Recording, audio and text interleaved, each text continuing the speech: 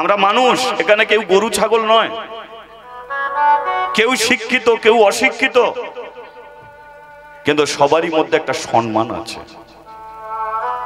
আজকে অশিক্ষিত তারও ক্ষমতা আছে, পাওয়ার আছে। কলিকাতার বুকে বসেছিল ঠাকুর রামকৃষ্ণদেব, লেখাপড়া জানতো না, মূর্খ, কিন্তু মূর্খ মানুষটাই আজকে ঠাকুর হয়ে বসে আছে। তাকে কেউ বলে না কাকা রামকৃষ্ণ, কেউ বলে না দাদু রামকৃষ্ণ, সবাই তাকে বলে ঠাকুর রামকৃষ্ণ। সেই মূর্খ মানুষটাই একটা শিক্ষিত ছেলের এমন দিমাগকে নাড়িয়ে দিল, আজকে সেই নরেন থেকে সেই ছেলেটাই স্বামী বিবেকানন্দ হয়ে গেল। ছিল নরেন, হয়েছে স্বামী বিবেকানন্দ। স্বামী বিবেকানন্দ সেই ছেলেটাই সমগ্র বিশ্বের বিবেককে নাড়িয়ে দিয়েছিল। চিকাগো শহরে গিয়ে এমন বক্তৃতা তিনি দিয়েছিলেন, যেখানে বাংলার ছেলে 14 সেকেন্ড বক্তৃতা দেবার সুযোগ পেয়েছিল, আর সেই ছেলেটা এমন গিয়ে বক্তৃতা দিলেন 14 দিন ধরে তাকে বক্তৃতা দিতে হয়েছিল। তার মাস্টার কে ছিল? ঠাকুর রামকৃষ্ণদেব। সে ছিল মূর্খ।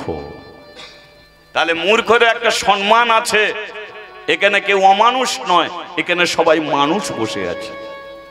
এখানে কেউ কাউকে আঘাত দিয়ে, কেউ কারো মনে ধাক্কা দিয়ে কথা বলার জন্য আমরা কেউ আসিনি। সেই জন্যে যে তালি দিচ্ছে না সেও ভালো, যে দিচ্ছে সেও ভালো, যে মালা পরে আছে সেও ভালো, যে পরে না সেও ভালো। তুমি কাকে নিন্দে করবে? আজকে যে তালি দিচ্ছে না, আমরা কোনোদিন গ্যারান্টি দিয়ে বলতে পারবো মানুষটা কোনোদিনই আর দেবে না। আজকে দেয় না, দিতেও পারে। আজকে যে মালা পরে না, পরতেও পারে। আজকে যারা পিছনে আছে তারাও একদিন সামনে আসতে পারে। তাই এখানে নিন্দে নয়। এবার কেউ যদি মনে করে যে তালি দেওয়ার নিয়মটা এই বিশ্বজিৎ খাঁড়া বার করেছে, এটা কিন্তু ভুল ধারণা হবে ভাই। কারণ এই নিয়মটা আমি বার করিনি, এই নিয়মটা করে গেছে মহাপ্রভু। মহাপ্রভু তিনি নিজে বলে গেছে, 7 5 মিলি নিজ ঘরেতে বসিয়া হরিনাম করো সবে। পরের লাইনটা আপনারা বলুন কি বলেছে? তাহলে বলুন কে বলে গেছে? আমি? মহাপ্রভু বলে গেছে, 7 5 মিলি নিজ ঘরেতে বসিয়া হরিনাম করো সবে, হাতে তালি দিয়া। কেন তালি দেওয়ার নিয়ম করলেন জানেন? শুনে রাখুন, এটা হচ্ছে তাল। তাল যদি থাকে, বেতাল আছে। দিন হয়েছিল বলেই রাত্রি আছে, জোয়ার এসেছিল বলেই ভাঁটা পড়েছে। একের পর এক, দিনের পরে রাত্রি, রাত্রির পরে দিন, জোয়ারের পরে ভাঁটা, ভাঁটার পরে জোয়ার। তদ্রূপ তালের পরেই বেতাল, আর বেতালের পরেই আছে তাল। মহাপ্রভু বললেন, কলির মানুষ, সংসারের জীব, যদি এরা তালে চলে, এরা ডাল ভাতেও শান্তি পাবে। যদি তালে চলে, ধরুন একজন স্ত্রী স্বামীর কথা শুনে চলছে, স্বামীও স্ত্রীর কথা শুনে চলছে। মায়েরা বলুন তো, এরা তালে চলছে না বেতালে চলছে? তালে চলছে। স্ত্রী স্বামীর কথা শুনে চলছে, স্বামী স্ত্রীর কথা শুনে চলছে, তাহলে এরা তালে চলছে। তাহলে এদের বলুন, এদের টাকা পয়সার প্রয়োজন পড়বে কি? এরা ডাল ভাতেও শান্তি। এবার বলুন, স্ত্রী স্বামীর কথা শোনে না, স্বামীও স্ত্রীর কথা শোনে না, বলুন এরা কিসে চলছে? তালে না বেতালে? বেতালে চলছে। এমন বেতালে কারা কারা চলে একবার হাত তোলো।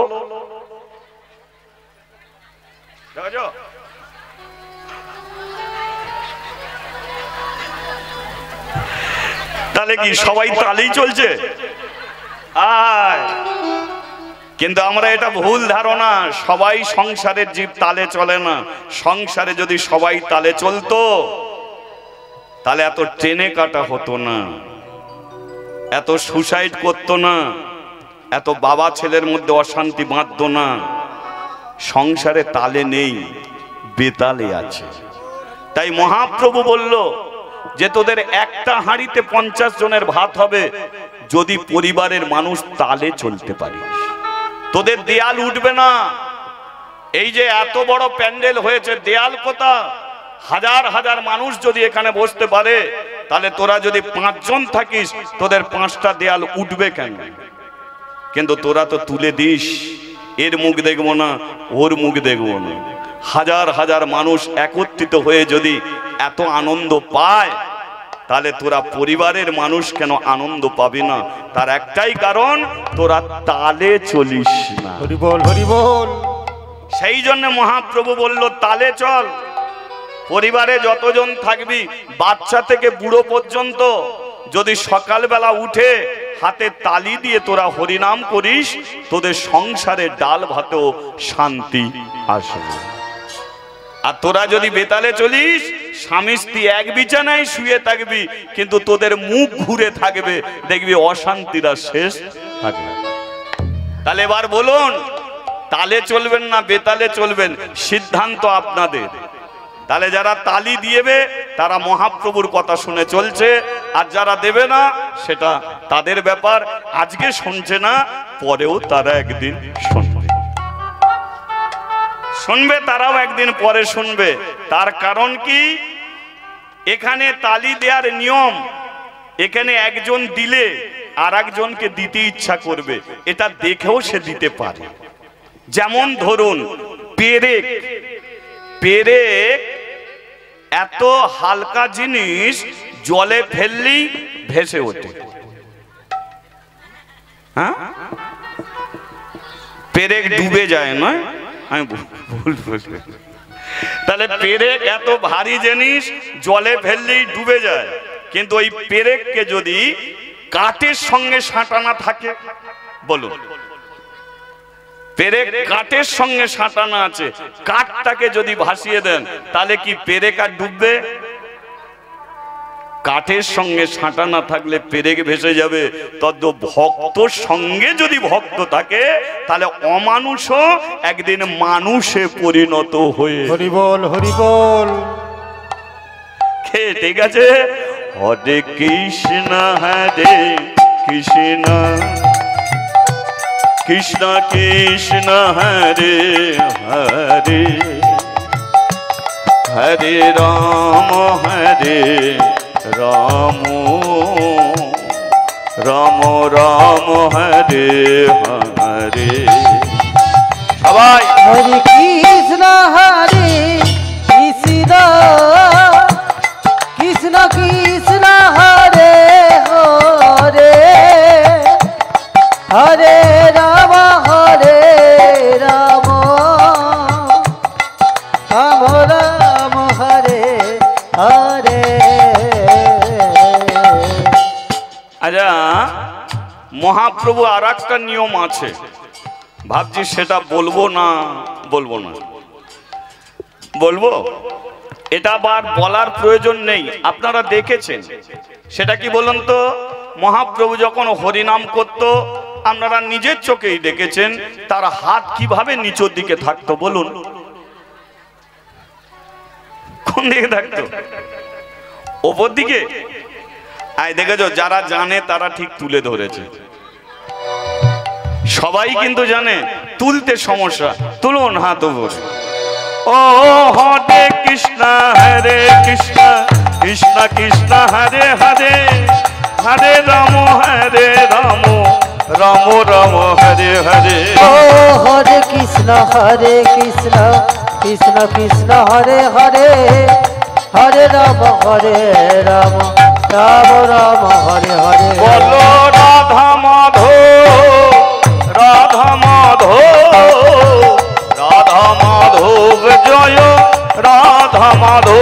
বলো রাধা মাধব, রাধা মাধব, রাধা মাধব জয় রাধা মাধব। বলে হরি হরি বল, আমার গৌর হরি বল, হরি হরি বল। সবে একটু উলু দিয়ে বল।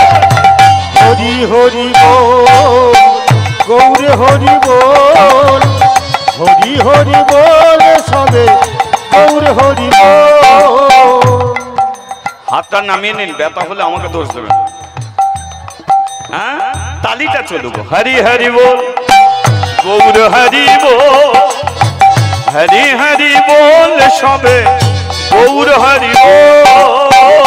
হরি হরি বল, গৌরে হরি বল, হরি হরি বল সবে গৌর হরি বল।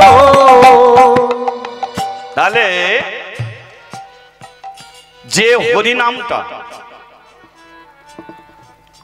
আজ আমাদের এখানে শুরু হলো, এই নামটা চলছে কোথা জানেন? গান্ধার বলে একটি রাজ্য, এখন বর্তমান যে জায়গাটার নাম হলো আফগানিস্তান। পাকিস্তান, ইরাক, ইরান পার্শ্ববর্তী রাজ্য আফগানিস্তান। সেই আফগানিস্তানের রাজা হলো সুবল। আফগানিস্তানের রাজা হলো সুবল। সুবলটাকে বাল্যকালে শ্রীকৃষ্ণের বন্ধু, একটু ধ্যান দেবেন কথায়, বাল্যকালে শ্রীকৃষ্ণের বন্ধু। কৃষ্ণ 11 বৎসর বৃন্দাবনে ছিলেন। কি থেকে পেলাম? একটা শ্লোকের মাধ্যমে। শ্লোকটা কি? একাদশং দ্বাদশং তাদশং মথুরাপুরী 89 বৎসর দ্বারকাপুরী। কৃষ্ণ 11 বৎসর বৃন্দাবনে ছিলেন, 12 বৎসর মথুরায় ছিলেন, 13 বৎসর পাণ্ডবের সখা রূপে ছিলেন, আর 89 বৎসর তিনি দ্বারকায় ছিলেন। 125 বৎসর তিনি প্রকট ছিলেন, তারপরে তিনি অপ্রকট হয়ে গেলেন। জরা বেদের হাতে তিনি লীলা শেষ করলেন।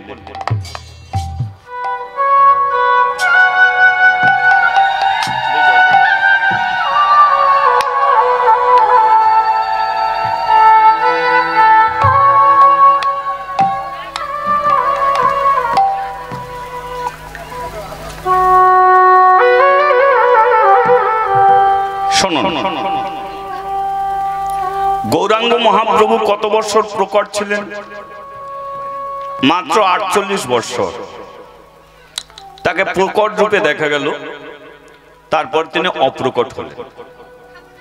এবার তিনি যে 11 বৎসর কৃষ্ণ বৃন্দাবনে ছিলেন, বৃন্দাবনে থাকাকালীন তার অনেক বন্ধু বান্ধব ছিল, আপনারা জানেন। শ্রীদাম, সুদাম, দাম, বসুদাম, যত্র, পট্ট, বটু, মধুমঙ্গ,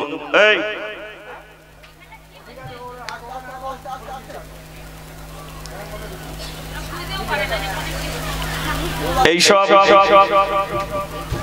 বন্ধু বান্ধব ছিল। কিন্তু তারই মাঝখানে সুবল বলে কি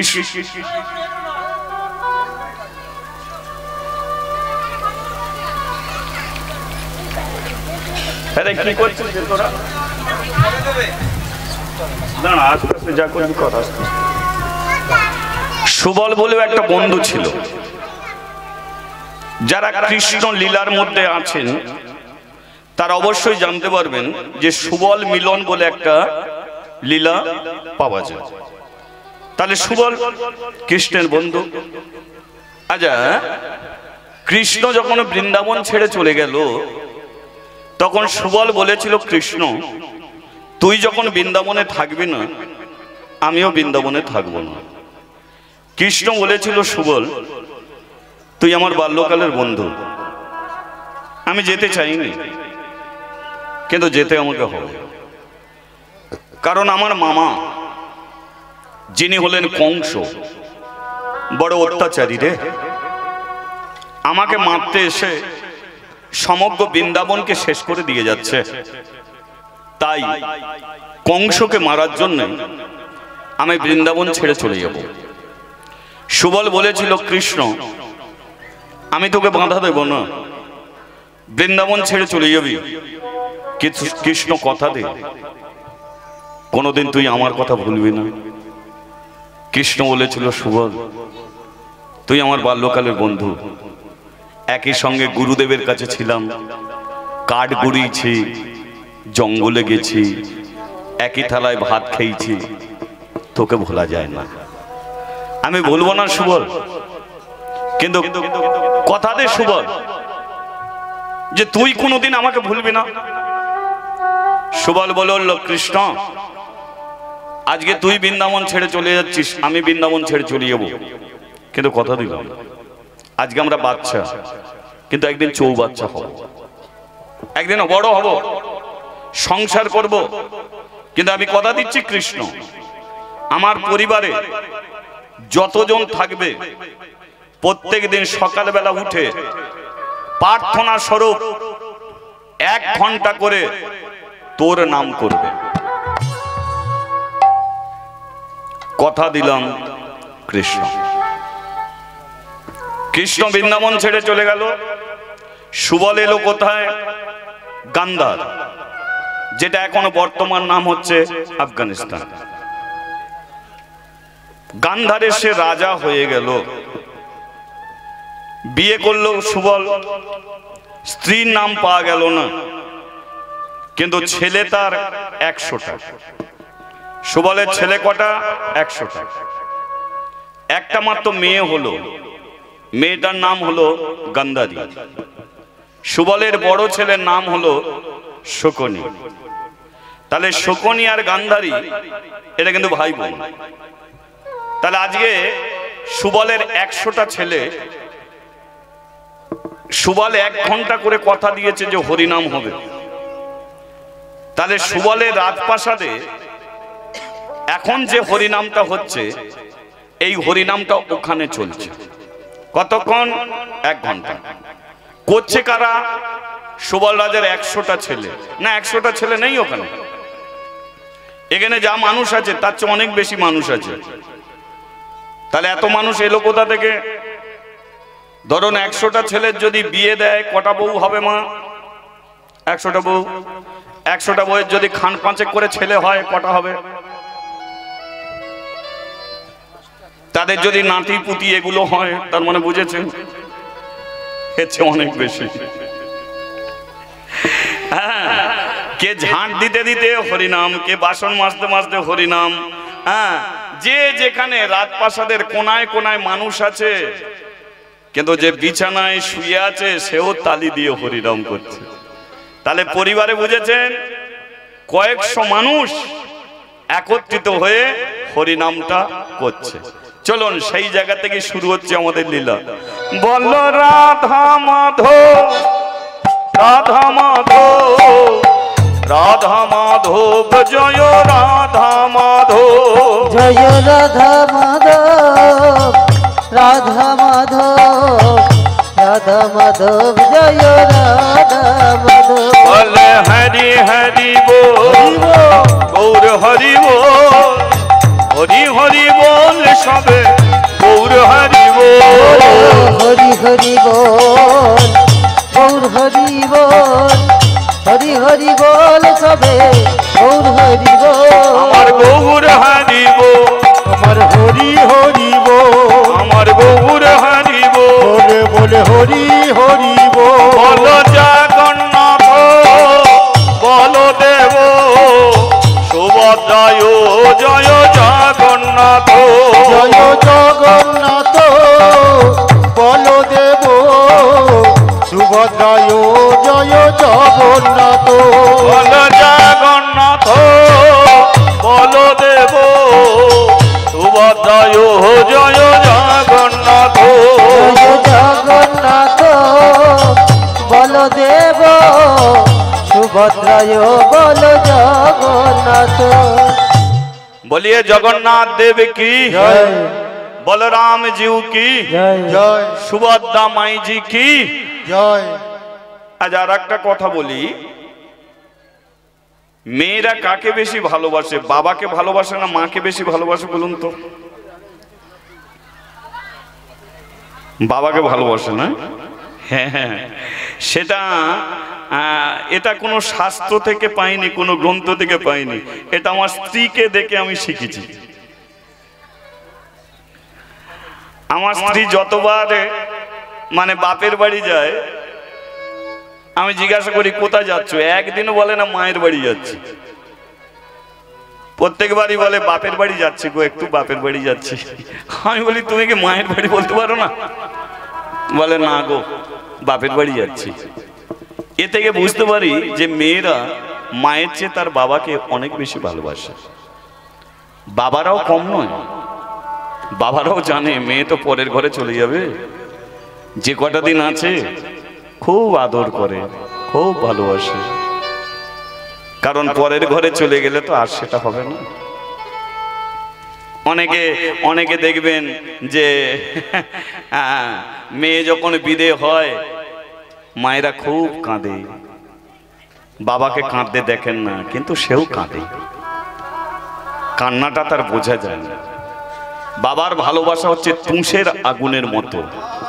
তুষ দেখবেন উনুন সালে আছে, তুষে দেখবেন আগুন আছে, আগুন দেখা যায় না, ধোঁটা দেখা যায়। তাহলে এ থেকে কি বুঝবেন? ধোঁ যখন দেখা যাচ্ছে ভেতরে আগুন জ্বলছে।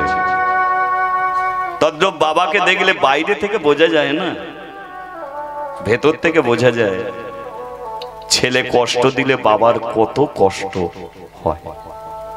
তদ্রূপ সুবল রাজার একটা মাত্র মেয়ে গান্ধারী। হরিনাম শেষ হয়ে গেলে গান্ধারীর হাত থেকে জল না খেয়ে সে যায় না। ভাত খাবার ইচ্ছা হলে গান্ধারীর হাতে সে ভাত, ওষুধ খাবে গান্ধারী দেবে, ভাত খাবে গান্ধারী দেবে, জল গান্ধারী দেবে। শুধু তাই নয়, গান্ধারী বিছানায় শুয়ে থাকে, সুবল রাজা নিজের ঘর থেকে চোখ বন্ধ করে যায়, সর্বপ্রথম তার মেয়ের দিকে তাকিয়ে তারপরে সে সবার দিকে তাকায়। আজকে হরিনাম শেষ, সুবল রাজা রাজপ্রাসাদে যাবে, গান্ধারীকে ডেকে বলল, গান্ধারী দে মা একটু জল দে, যাই রাজপ্রাসাদে। গান্ধারী এক গ্লাস জল নিয়ে এসে বাবার হাতে দিচ্ছে। বাবা গান্ধারীর মুখের দিকে তাকিয়ে আছে। মেয়েটা লজ্জা পেয়ে গেল যে বাবা এই কি তুমি আমাকে প্রথম দেখছো? বাবার যে ভেতরে কি হলো মেয়ে বুঝবে কি করে? যা মা যা যা যা যা। সুবল রাজা জলটাকে পান করে গালে হাত দিয়ে বসে আছে, চিন্তাটা করছে যে মেয়ে যে আমার এত বড় হয়ে গেছে এটা আমি ভাবতে পারিনি।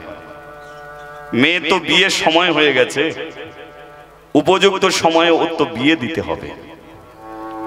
তবে আমার 100টা ছেলে, আমি কাউকে জানাবো না, আমি নিজেই একটা ছেলের সন্ধান করব।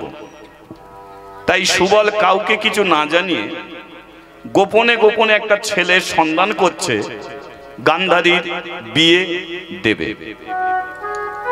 ঠিক 1 সপ্তাহ পরে, দেখুন 1 সপ্তাহ পরে সুবলের বাড়িতে একটা চিঠি এলো। সুবল চিঠিটাকে খুলে দেখলো, চিঠিটা যে লিখেছে তাকে বাবা আপনারা চেনেন। আজকে আমি আলোচনার বিষয়ে এসেছি মহাভারত, তাহলে যা কথা বলবো মহাভারতের কথা। তাকে চেনেন কেন বললাম? মহাভারতে ব্যক্তিটা আছে, গাল ভর্তি দাড়ি, মাথা বড়া চুল, অর্জুন যাকে এত তীর মেরেছিল তীরের বিছানা করে দিয়েছিল। তাহলে ব্যক্তিটা কে বাবা? হ্যাঁ, তিনি হলেন গঙ্গা পুত্র ভীষ্ম। তাহলে চিঠিতে কি লেখা আছে আমি পড়ছি, আপনারা শুনুন। সুবল থাক, এখন আর দিতাম না। সুবল, তোমার 100টা ছেলে, একটা মাত্র মেয়ে। মেয়েটাকে চিনি, রূপবতী গুণবতী, কিন্তু আমারও তো একটা ভাইপো আছে। আমার বড় ইচ্ছা আমার ভাইপোর সঙ্গে তোমার মেয়ে গান্ধারীর আমি বিয়ে দিতে চাই।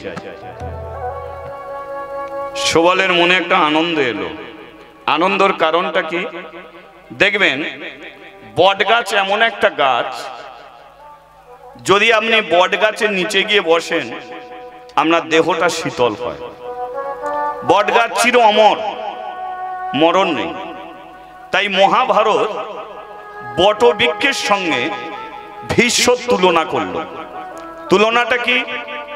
বটগাছের যেমন মরণ নেই, তেমন ভীষ্মরও মরণ নেই। ভীষ্মর ইচ্ছা মৃত্যু। ভীষ্মর এমন একটা ক্ষমতা, তৎকালীন দিনে ভীষ্মর নাম শুনলে অন্যান্য রাজ্যের রাজাদের মাথা নত হয়ে যায়। সুবল চিন্তা করলো, যে খায় চিনি তাকে যোগায় চিন্তামণি। এই তো আমার মেয়ের বিয়ে দেবো আমি ঠিক করছিলাম, এই তো একটা উপযুক্ত পাত্র পাওয়া গেছে। ভীষ্ম চেয়েছে আমার মেয়েটাকে তার পরিবারের বউ করে নিয়ে যাবে। আমি স্বপ্নেও ভাবিনি আমার মেয়ে গান্ধারী রাজকুমারী, কিন্তু হস্তিনাপুরের হবে সে রাজরানী। আনন্দেতে চিঠিটা পড়ছে। তারপরে কি লেখা দেখলো যে ভীষ্ম, তোমার মেয়ে দেখতে সুন্দর হলে কি হবে? আমি যার সঙ্গে বিয়ে দেবো সে হলো জন্ম থেকেই অন্ধ। অসম্ভব।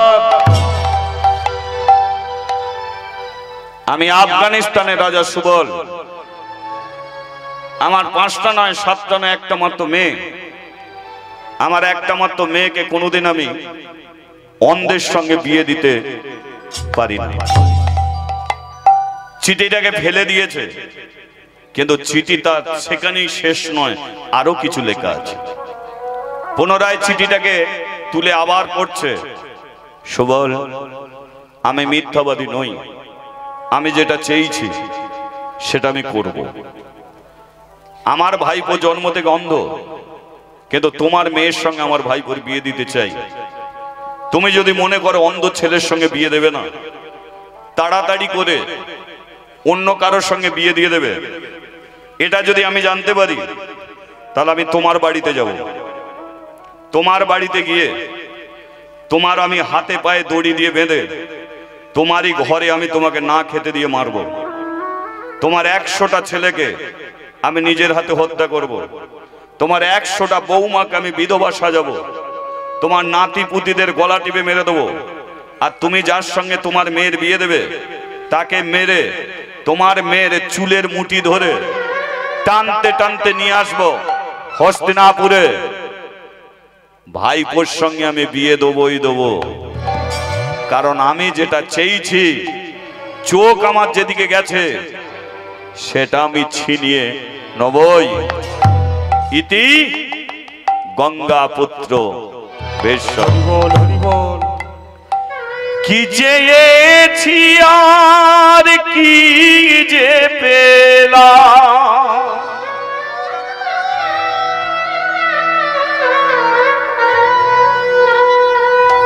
আধারেতে ঢেকে গেল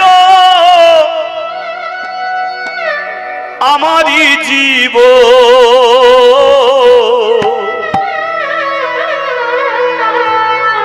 কিসেরই কারণে হলো অঘটন,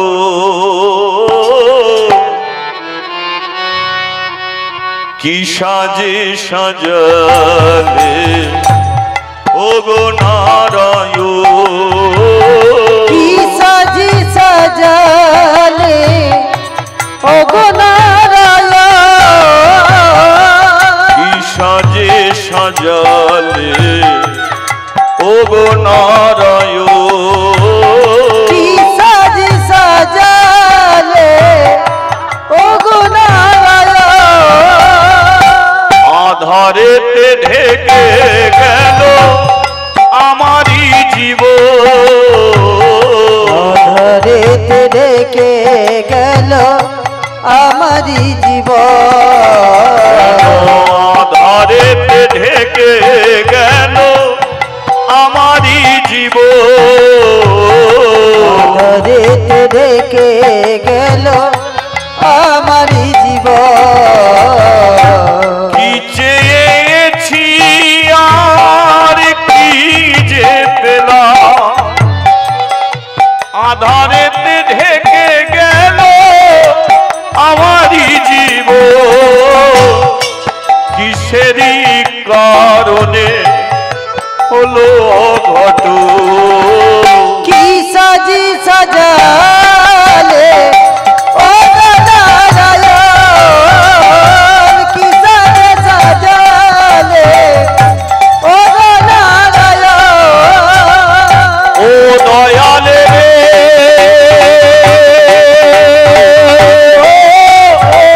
ও দয়াল রে, ও দয়াল রে, ও দয়াল রে।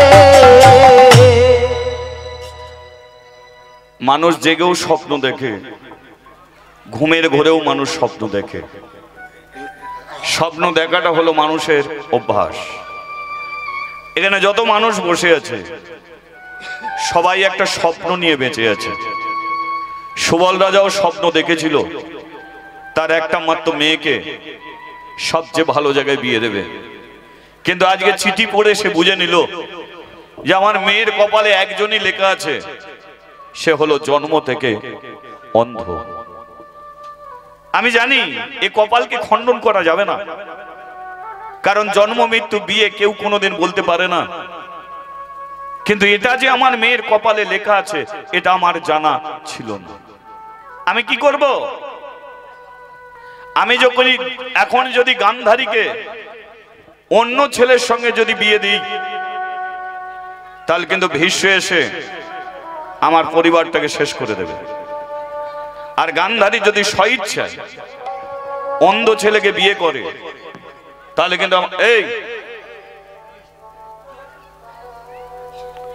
কিন্তু আমার পরিবারটা বেঁচে যাবে। কিন্তু আমি তো বাবা, আমি কি করে মেয়েকে বলবো যে তুই একটা অন্ধ ছেলেকে বিয়ে কর? গান্ধারীর মা যখন মরে গেল, তখন ওই ছোট্ট মেয়েটাকে আমার কোলে তুলে দিয়ে বলেছিল, শোনো গান্ধারীর বাবা, আমি চলে যাচ্ছি, তবে কথা দাও আমার একটা মাত্র মেয়ে কোনোদিন দুঃখ দেবে না, কোনোদিন কষ্ট দেবে না। আলমারির চাবি আমি তোমাকে দিয়ে যাচ্ছি, আলমারিতে সোনা দানা যা আছে ওর বিয়ের সময় সব ওকে দিয়ে সাজিয়ে দিয়ে পাঠাবো। আমি সেদিন কথা দিয়েছিলাম যে আমি গান্ধারীকে কোনোদিনের জন্য আমি কাঁদাবো না,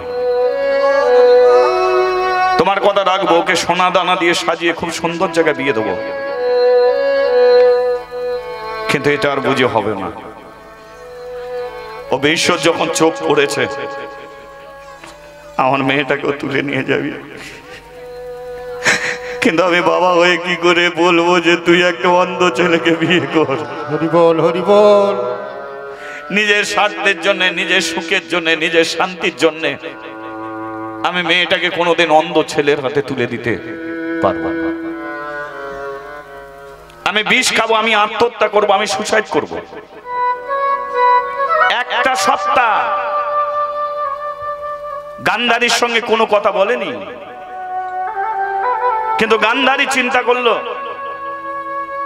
যে আজকে একটা সপ্তাহ হয়ে গেল, বাবা সকালবেলা উঠে আমার হাতে জল পর্যন্ত খাই, আমি ওষুধ না দিলে বাবার খাওয়া হয় না, কিন্তু বাবা আমার হাতে ওষুধ খাচ্ছে না। আমি ভাত না দিলে বাবার পেট ভরে না, কিন্তু বাবা আজকে আমাকে ডাকে না, ভাত খাওয়ার জন্য ডাকে না। আমার অপরাধটা কি? আমার অন্যায়টা কি?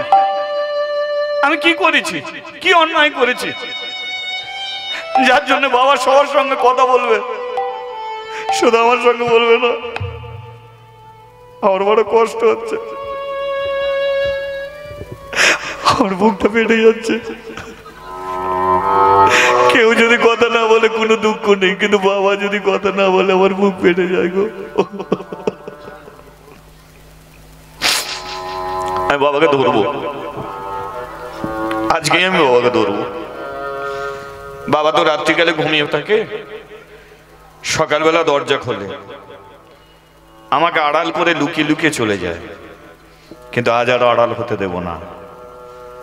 গান্ধারী নিজের বিছানায় শোয়নি, ভোর থেকে বাবার দরজার সম্মুখে বসে আছে, বসে বসে কাঁদছে যে বাবা দরজা খুললে হাতে পায়ে ধরে বলবো কেন আমার সঙ্গে কথা বলেনি। হলো ঠিক তাই, যেই সুবল দরজা খুলেছে গান্ধারী সঙ্গে সঙ্গে বাবার পা দুটো জড়িয়ে ধরেছে, বাবা গো বাবা।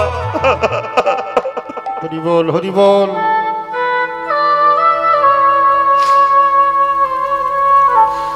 উপযুক্ত মেয়েটা বাচ্চা মেয়ের মতো কাঁদছে, বাবা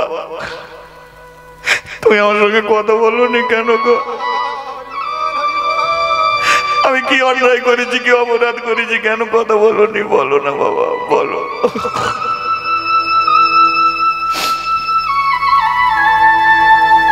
মেয়ের কান্না দেখে বুড়ো মানুষটা সেও চোখের জলে কাঁদছে। ওদিক দিয়ে শকুনি দরজা খুলেছে, দরজা খুলে বাবার কাছে আসছে, দেখলো যে বাবা আর মেয়ে দুজনে মিলে কাঁদছে। শকুনি মাঝখানে দাঁড়িয়ে বলল, কি হয়েছে বাবা, সকাল সকাল কান্নাকাটি কিসের? দেখবেন আপনার ভেতরে যদি একটা দুঃখ জমে থাকে, কষ্ট জমে থাকে, সে দুঃখের কথাটা যদি আপনি কারো কাছে না বলতে পারেন, দুঃখটা আপনাকে পাথরের মতো ভেতরটায় জমে যাবে, আপনার বক্ষটা ভারী হয়ে যাবে, আপনার বেঁচে থাকার আশাটাই জীবন থেকে চলে যাবে। এ কথা হচ্ছে এমন কথা, কোন কথায় মহান হয়, কোন কথায় মানুষকে মৃত্যুর মুখে ঠেলে দেয়, কোন কথায় মহান ব্যক্তি হয়ে যায়, কোন কথায় মানুষকে বিষ খাওয়ার পথে ঠেলে দেয়। হরি বল হরি বল। কিন্তু ওই যে আঘাত যদি কারো কাছে সে বলতে পারে, তাহলে কিন্তু সে আর মরতে পারবে না, ভেতরটা অনেক হালকা হবে। আজকে এক সপ্তাহ সুবল কারো কাছে কোনো কথাই বলতে পারেনি, কিন্তু শকুনি যখন জিজ্ঞাসা করে কি হয়েছে, সুবল বলতে শুরু করে দিয়েছে, শোন শকুনি, এক সপ্তাহ আগে ভীষ্ম একটা চিঠি লিখে পাঠিয়েছিল, তোর মেয়ে তোর বোনকে হস্তিনাপুরের বউ করে নিয়ে যাবে। শকুনি বলল, এত বড় আনন্দের কথা, কিন্তু আনন্দের নয়, সে যার সঙ্গে বিয়ে দেবে সে হলো জন্ম থেকেই অন্ধ। তুমি কি বললে? আমি বলতে অনেক কিছু চেয়েছিলাম, কিন্তু বলতে পারলাম না। কেন পারলে না?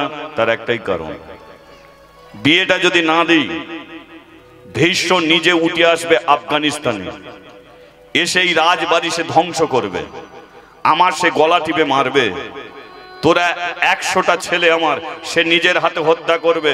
শকুনি বলল, মরব। আফগানিস্তানের ছেলে শকুনি কোনোদিন মরণকে দেখে ভয় পায়নি।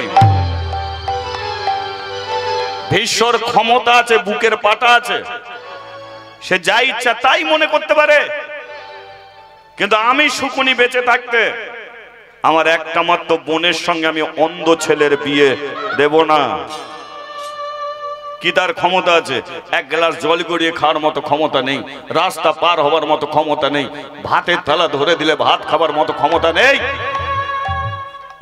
সেই অন্ধ ছেলের সঙ্গে বিয়ে দিয়ে আমার বোনের জীবনটাকে আমি নষ্ট করতে পারবো না। মায়েদের একটা প্রশ্ন করি, বাবাদেরও বলি, সকালবেলা প্রথমে কাদের দুজনকে দেখেছিলেন? গান্ধারী আর সুবলকে। দুজনে কাঁদছিল, মাঝখানে কে এসেছে? শকুনি এসেছে। শকুনি যখন কথা কইছে, সুবল বলছে শকুনিকে যে কথাগুলো বলছে, আচ্ছা বলুন গান্ধারী কি শুনতে পাচ্ছে না? সে তো সেখানেই বসে আছে। এবার গান্ধারী কথাটা শুনেই মাথায় হাত দিয়েছে, ও ওই জন্যে তো বাবা কথা বলা বন্ধ করেছে, তাহলে এখন আমি হলাম সবচেয়ে বেশি অপরাধী, আমার উপরে নির্ভর করছে আমার পরিবারটা। হরে কৃষ্ণ। আমার উপরে নির্ভর করছে আমার পরিবারটা। আমি যদি অন্ধ ছেলেকে বিয়ে করি, তাহলে আমার বাবা দাদারা সবাই বাঁচবে, আর আমি যদি প্রেম করে চলে যাই তাহলে আমার পরিবার ভীষ্মর হাতে সবাই মরবে। তাহলে আমি এখন কোন দিকে যাব? মায়েরা বলুন, এখন গান্ধারীর কি করা উচিত? প্রেম করে চলে যাওয়া উচিত না অন্ধ ছেলেকে বিয়ে করা উচিত? আমাদের মাঝখানে বলে দিলাম কোনটা করা উচিত। যারা প্রেম করেছে তারা বলবো কেটে পড়াই ভালো, ওরা বলবে কেটে পড়াই ভালো, অন্ধ ছেলেকে নিয়ে ঘর সংসার করবো, করে লাভ নেই। কিন্তু গান্ধারী সে কিন্তু চলে যাওয়ার সিদ্ধান্ত নিল না। গান্ধারী সিদ্ধান্ত নিল অন্ধ ছেলেকে বিয়ে করলে যদি আমার বাবা দাদারা বেঁচে যায় তাহলে আমি অন্ধ ছেলেকে বিয়ে করে আমার পরিবারটা আমি ভীষ্মর হাত থেকে বাঁচিয়ে দেবো। কে উলু উলু উলু ধ্বনি ভরিল ভুবন, উলু উলু উলু ধ্বনি ভরিল ভুবন, উলু ধ্বনি ভরিল ভুবন। ভক্তগণ সবাই মিলে হরি হরি বলে, ভক্তগণ সবাই মিলে হরি হরি বলে। কেহ নাচে কেহ গায় কেহ বলে হরি, কেহ নাচে কেহ গায় কেহ বলে হরি, কেহ নাচে কেহ গায় কেহ বলে হরি, কেহ নাচে কেহ গায় কেহ বলে হরি, কেহ কেহ আনন্দেতে যায় গড়াগড়ি, আর কেহ কেহ আনন্দেতে যায় গড়াগড়ি। উলু গুলু গুলু ধ্বনি ভরিল ভুবন, উলু উলু উলু ধ্বনি ভরিল ভুবন। একদিন গেল, দুদিন গেল, 3 দিন।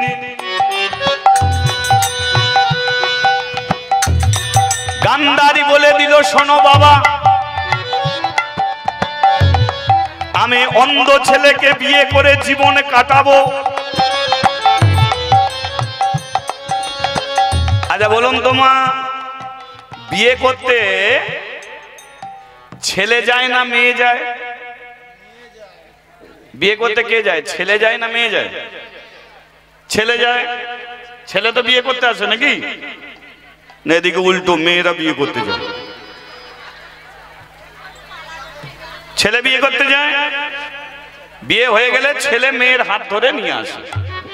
গান্ধারী বলে উঠলো, ওই অন্ধ মানুষটা আমাকে বিয়ে করতে আসবে, এটা আমি মানব না। আমি নিজে উঠে গিয়ে ওকে বিয়ে করব। আফগানিস্তানের কোন মানুষ জানতে পারবে না আমার কারে সঙ্গে বিয়ে হলো। হরি বল হরি বল হরি বল। তাই নিজে আমি উঠে যাব। 3 দিন পরে আমি চলে যাব। আচ্ছা বলুন তো, বিয়ের 9 দিন পরে মেয়ে জামাই আসে তো? আসে তো? কিন্তু গান্ধারী বলে আমি যে চলে যাব। হরি বল হরি বল। কোনো দিনের জন্যে আমি আর বাপের বাড়িতে আসবো না।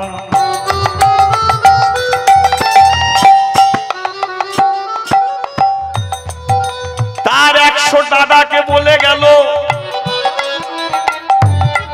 তোদের একটা বোন ছিল, মনে করবি সে বোন তোদের মরে গেল।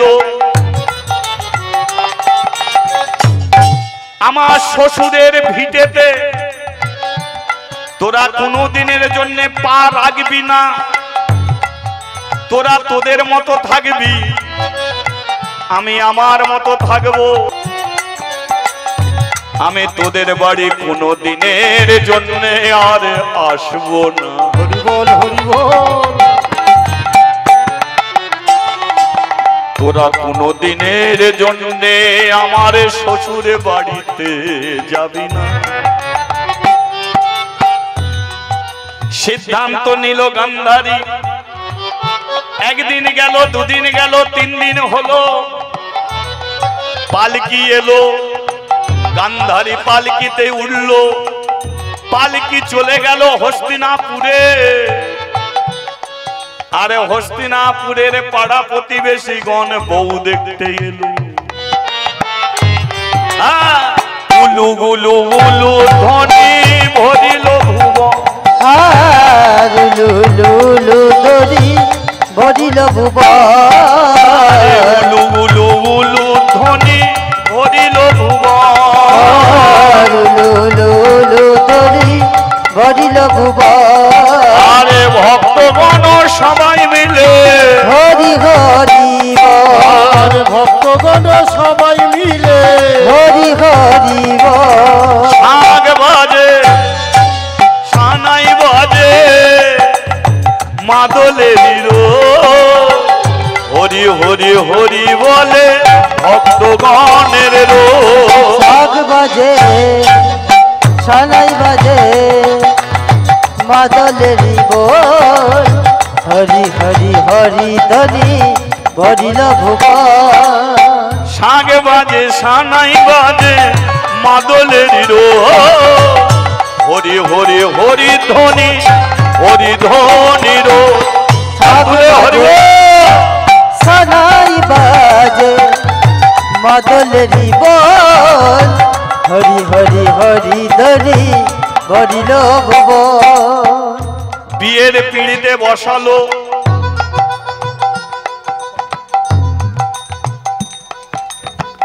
গান্ধারীর গলের মালা অন্ধের গলে দিল, গান্ধারীর গলের মালা অন্ধের গলে দিল, গান্ধারীর গলের মালা অন্ধের গলে দিল, গান্ধারীর গলের মালা অন্ধের গলে দিল।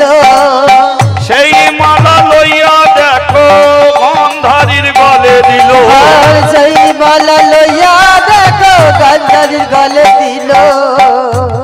4 জনে মাথার ওপর উড়ুনি ধরিল। এটাকে কি বলে? শুভদৃষ্টি।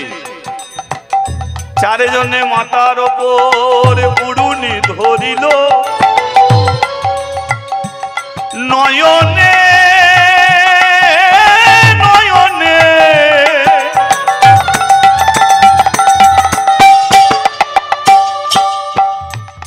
নয়নে নয়নে আজি।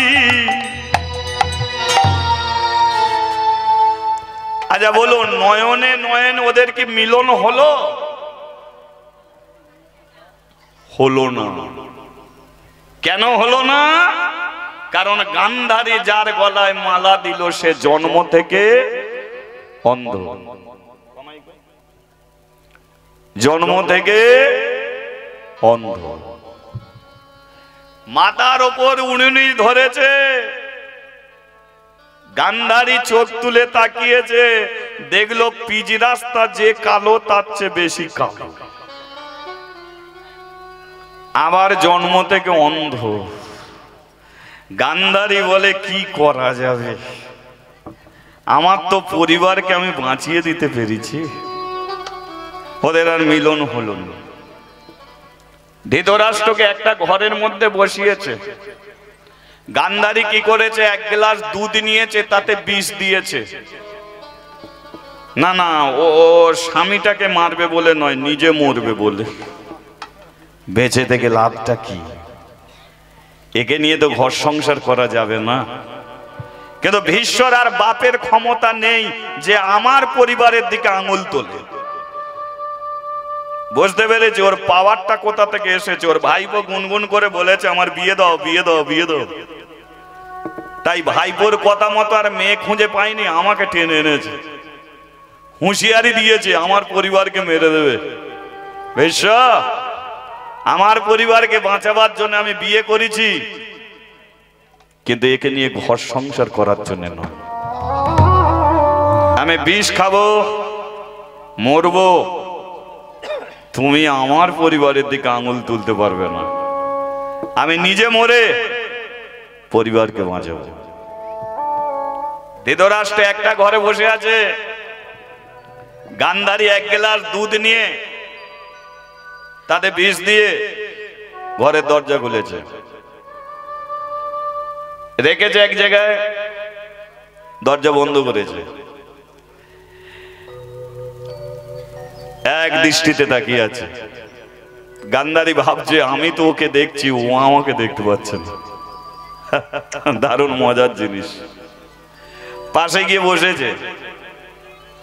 জীবনে তো কোনোদিন পুরুষের স্পর্শ আমি পাইনি। গান্ধারীর হাতটা নড়ছে, বলে আমি তো মরবো, তবু এর হাতে একবার হাতটা রাখি।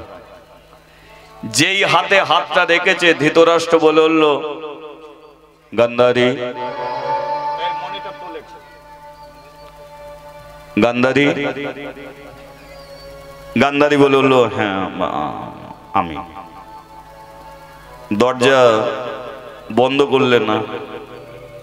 তুমি তো অন্ধ, দরজা বন্ধ করেছি, তুমি কি করে জানলে? এই ঘরেই আমি থাকি, দরজা খোলার শব্দও আমি জানি, বন্ধের শব্দও জানি। দরজা বন্ধ করেছো, কিন্তু আমি তোমাকে বলে দিচ্ছি দরজাটা খুলে রাখো। কেন? চলে যাও।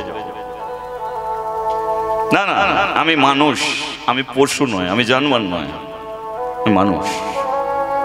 চলে যাও। চলে যাব। মুছে ফেলো মাথার সিঁদুর, ভেঙে দাও হাতের শাঁখা। এই রাত্রির কথা তুমি ভুলে যাও। চলে যাও তুমি, তোমার রাজত্বে তুমি ফিরে যাও। আমি চাইনি আমার জন্য তোমার সুন্দর জীবনটা নষ্ট হয়ে যাক। সত্যি আমি তোমাকে কি দিতে পারবো? না দিতে পারবো সুখ, না দিতে পারবো আনন্দ। কেন আমার জন্য তোমার জীবনটাকে তিলে তিলে নষ্ট করতে এসেছো? চলে যাও তুমি, আমি তোমাকে স্পর্শ করবো না। যদি আমি তোমার চেয়ে বড় হয়ে থাকি, আমি তোর মাথায় হাত রেখে আশীর্বাদ করছি, তুমি সুখী হও, তুমি সুখী হও,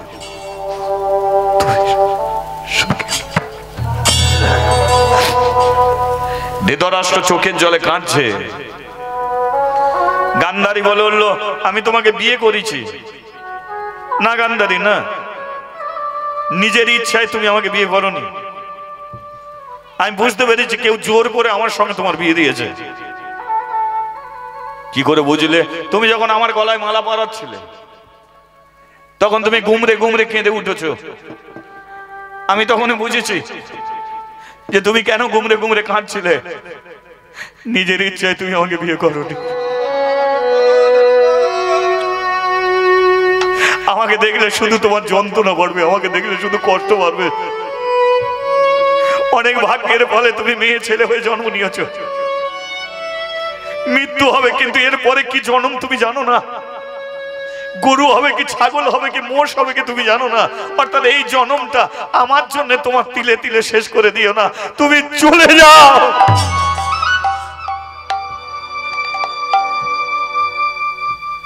ধৃতরাষ্ট্র কথা বলতে বলতে বলতে বলতে, বাচ্চা ছেলেরা কাঁদতে কাঁদতে যেমন মায়ের কোলে মাথা দিয়ে দেয়, ওই মানুষটা কাঁদতে কাঁদতে কাঁদতে কাঁদতে গান্ধারীর কোলে মাথা দিয়ে দিয়েছে। বাচ্চা ছেলের মতো মানুষটা হাউ হাউ করে কাঁদছে। গান্ধারী গো,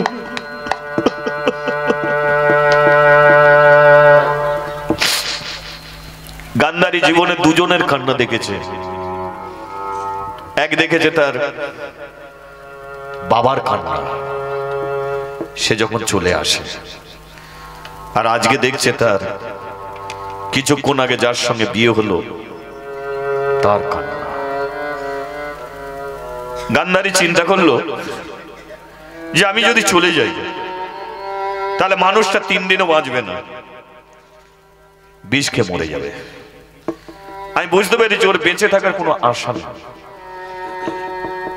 ঈশ্বর যা করে মঙ্গলের জন্য, সেটা আমি বুঝেছি। ওই জন্য আমি এত সুন্দরী হলো, একটা অন্ধের সঙ্গে আমার বিয়ে হলো, কারণ ভগবানও চায় যে আমি বাঁচিয়ে রাখি। সামনের ভবিষ্যৎ কি আছে সেটা আমি জানি না, কিন্তু আমি একে বাঁচিয়ে রাখতে পারবো। কারণ আমার পরিবারে যদি আমার বাবা 100 দাদাকে যদি বাঁচিয়ে রাখতে পারি, তাহলে আমার স্বামীকেও আমি বাঁচিয়ে রাখতে পারি। হরি বল, হরি বল। রাখবো, আমি বাঁচিয়ে রাখবো। গান্ধারী কি করেছে? দুধের গ্লাসটা ফেলে দিয়েছে, দিয়ে অন্ধ স্বামীর মাথায় হাত দিয়েছে। ওঠো ওঠো ওঠো ওঠো ওঠো ওঠো, এমনি করে কেঁদো না। তুমি আমাকে চলে যেতে বলছো, আমি তোমাকে ছেড়ে কোথাও যাব না গো, আমি তোমাকে ছেড়ে কোথাও যাব না। আমি জানি তোমার সঙ্গে থাকলে আমার কষ্ট হবে, তো কষ্ট হবে, তবু আমি তোমাকে ছেড়ে যাব না, যাব না। তুমি এমনি ছেলে মানুষই করো না, আজকের দিন কেমনি করে কেঁদো না। কি ভাবছো আমি তোমাকে ভুল কথা বলছি? না, আমি আফগানিস্তানের মেয়ে গান্ধারী। আজ থেকে কেউ যদি তোমাকে, তোমার শরীর দেখে তোমাকে যদি ঘৃণা করে, আমি তার চোখ তুলে নেব। কেউ যদি তোমার দিকে আঙুল বাড়ায়, আমি তার হাত কেটে দেবো। আজ থেকে তুমি ভাতের জন্য কষ্ট পাবে না। আজ থেকে তোমার জীবন সাথী হয়ে আমি থাকবো। তোমার সুখে, তোমার দুঃখে, তোমার আনন্দে, তোমার চিরসাথী হয়ে আমি থাকবো। শোনো স্বামী, তুমি জন্ম থেকে অন্ধ। আমি এই শাড়ির আঁচল ছিলাম, তোমাকে আমি ভালোবাসি তার প্রমাণ দিলাম।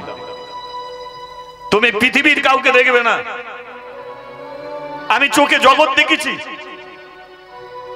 কিন্তু আর আমি জগতে কাউকে দেখবো না।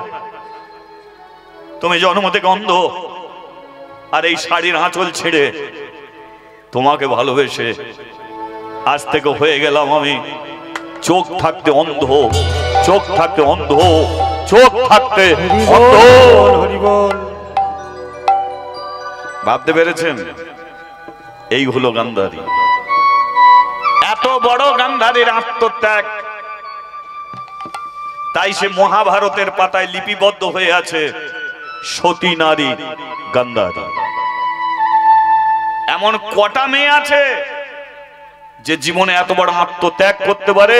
গান্ধারী প্রমাণ করে দিল যে অন্ধ স্বামী হলো, তার সঙ্গে ভালোবাসা ভাগ করে নিয়ে সুখে আনন্দে ঘর করা যায়। শুরু হয়ে গেল জীবনে স্বামী সেবা।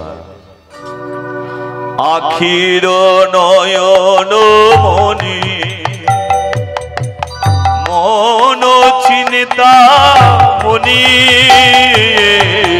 আখির নয়ন মনে মন চিন্তা মনে, আখির নয়ন মনি মন চিন্তা মনি,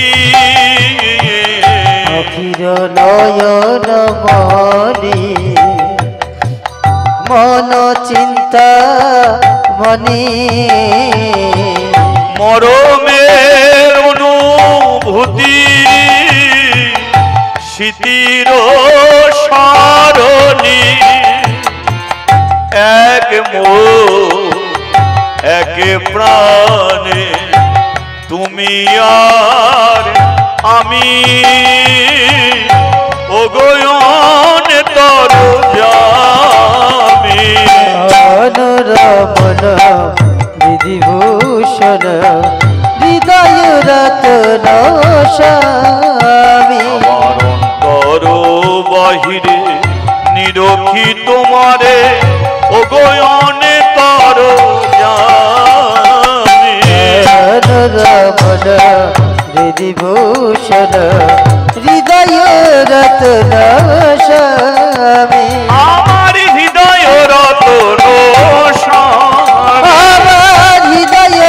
না